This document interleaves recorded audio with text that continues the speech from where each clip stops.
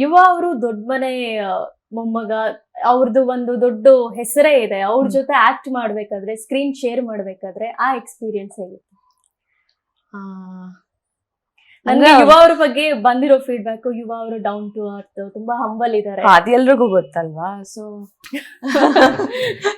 ನಿಮಗೆ personally act ಮಾಡ್ಬೇಕಾದ್ರೆ shooting spot ಅಲ್ಲಿ ಎಲ್ಲ ಆಕ್ಚುಲಿ ಅವ್ರು ಇಲ್ದೇ ಇರ್ಬೇಕಾದ್ರೆ ಎಷ್ಟೊಂದು ಹೇಳಿದೀನಿ, ಸಡನ್ ಆಗಿ ಫಸ್ಟ್ ಟೈಮ್ ಪಕ್ಕದಲ್ಲಿ ಕೂತಿರೋದು. ಓಕೆ,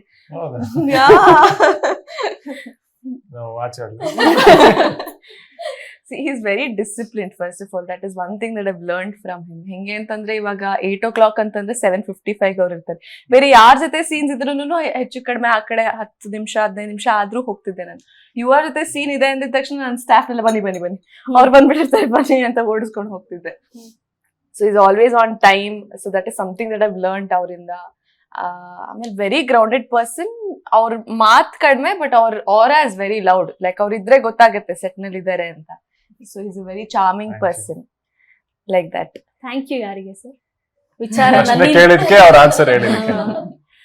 ಯುವ ಅವ್ರೆ, ಯುವ ಮೂವಿ ಮುಗಿದ ಮೇಲೆ ಒಂದಷ್ಟು ಗ್ಯಾಪ್ ಆಯ್ತು. ಕತೆಗಾಗಿ ವೇಟ್ ಮಾಡ್ತಿದ್ರ ಅಥವಾ ನಿಮ್ ತಲೆಯಲ್ಲಿ ಒಂದ್ ಐಡಿಯಾಸ್ ಇತ್ತ, ಇಲ್ಲ ಮಾಡಿದ್ರೆ ಇಂಥ ಸಿನಿಮಾನೇ ಮಾಡ್ಬೇಕು ಅಂತ? ಎರಡನ್ನು. ಲೈಕ್ ಡೆಫಿನೆಟ್ಲಿ ಕತೆನೆ. ನಾನು ಯುವ ಸಿನಿಮಾ ಆದ್ಮೇಲೆ ಸುಮಾರು ಕತೆಗಳು ಕೇಳಿದೆ, ಚೆನ್ನಾಗಿತ್ತು. ಬಟ್ ನನ್ನ ಒಳಗಡೆ ಅದ್ ಸ್ಪಾರ್ಕ್ ಆಗ್ಲಿಲ್ಲ. ಲೈಕ್ ನನ್ಗೆ ಮಾಡ್ಲೇಬೇಕು ಅನ್ನೋದು ಅನ್ಸ್ತಿರ್ಲಿಲ್ಲ. ಅಂಡ್ ನಾನ್ ಹುಡುಕ್ತಾ ಇದ್ದಿದ್ ಕತೆನು ಕ್ಯಾರೆಕ್ಟರ್ಗೆ ತುಂಬಾ ವೇರಿಯೇಷನ್ಸ್ ಇರ್ಬೇಕು ಅಂತ, ಬೇರೆ ಬೇರೆ ತರ ಇಮೋಷನ್ಸ್ ನ ಪ್ಲೇ ಮಾಡೋಕೆ ಇರ್ಲಿ ಸ್ಕ್ರಿಪ್ಟ್ ಅಲ್ಲಿ ಅಂತ. ಅಂಡ್ ಈ ಕತೆ ಕೇಳಿದ ತಕ್ಷಣ ನನ್ಗೆ ಅದೆಲ್ಲ ಇದೆ ಅನ್ಸ್ತು. ಸೊ ಇಮಿಡಿಯೇಟ್ ಆಗಿ ಶುರು ಮಾಡಿದ್ವಿ. ಬಟ್ ಅಫ್ಕೋರ್ಸ್ ಆ ಟೈಮ್ ಸಿಕ್ತು. ಅಂಡ್ ಆ ಟೈಮ್ ಅಲ್ಲಿ ಸಿಗ್ಲಿಲ್ಲ ಯಾವ್ದು ನಾನು ಅನ್ಕೊಂಡಿದ್ ಕತೆ. ಈ ಸಿನಿಮಾದಲ್ಲಿ ಆಗ್ಲೇ ನಾ ಹೇಳ್ದಾಗೆ ಮಾಸ್ ರಗಡ್ ಅವತಾರದಲ್ಲಿ ನೀವು ಕಾಣಿಸ್ಕೊಂಡಿದ್ದೀರಾ. ಇಂಥ ಸೀನ್ ಮಾಡಿದಾಗ ನಂಗೆ ಒಂಚೂರು ಚಾಲೆಂಜಿಂಗ್ ಅನಿಸ್ತು ಅನ್ನೋವಂಥದ್ದು ಯಾವ್ದಾದ್ರು ಸೀನ್ಸ್ ನೆನಪು ಮಾಡ್ಕೊಳ್ಳೋದು? ಎಲ್ಲಾ ಸೀನ್ ಚಾಲೆಂಜಿಂಗ್ ಆಗೇ ಇತ್ತು. ಅಂಡ್ ಲೈಕ್ ಇವರು ಹೇಳ್ದಂಗೆ ಪ್ರತಿ ದಿವಸ ಒಂದು ಹೊಸ ಎಕ್ಸ್ಪೀರಿಯನ್ಸ್.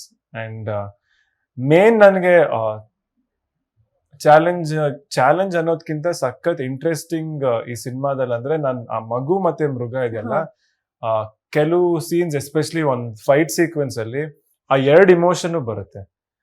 ಲೈಕ್ ಫೈಟ್ ಅಲ್ಲೇ ಆ ಮಗು ತರನು ಒಂದು ಇಮೋಷನ್ ಬರುತ್ತೆ, ಮೃಗ ತರನು ಒಂದು ಇಮೋಷನ್ ಬರುತ್ತೆ. ಸೊ ಅದು ನನಗೆ ಸಖತ್ ಇಷ್ಟ ಆಯ್ತು.